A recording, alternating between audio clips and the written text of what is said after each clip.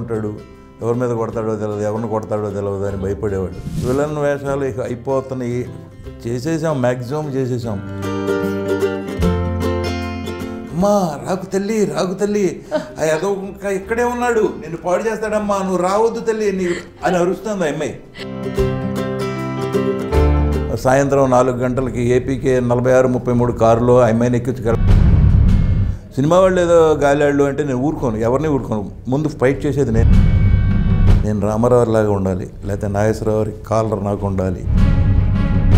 Mohan Babu statement ఇచ్చాడు, ఇది hero ఆత్మహత్య చేసుకోవాల్సినంత నెసిటీలు లేవు, రంగనాథ్కి లేదు, ఉదయకిరణ్కి లేదు. బ్రహ్మానందం ఎవడో ఆపడానికి? నీలో దమ్ముంటే నువ్వే వస్తావు, ఇంకోటి వస్తాడు, ఇంకో గణపయ్య వస్తాడు, బ్రహ్మానందం కాకపోతే ఇంకో బోడి ఆనందం వస్తాడు. రోజుకో పెళ్ళాన్ని మారుస్తూ ఉంటే మనం చెప్పే నీతులు అక్కడ ఎవడంటాడు?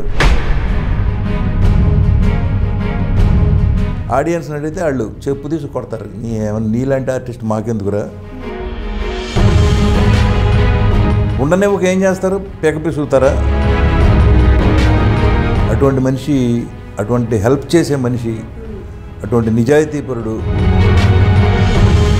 నాకు తెలిసి పెద్ద ఆయనకి చుట్టుపక్కల ఒక 10 కిలోమీటర్ల వరకు ఎవ్వరు రారు. జూనియర్ ఎన్టీఆర్ కాదు. ఇవాళ వచ్చేవాళ్ళంతా నీచంగా గెడ్డాలు పెంచుకుని, చిరిగిపోయిన బట్టలు వేసుకుని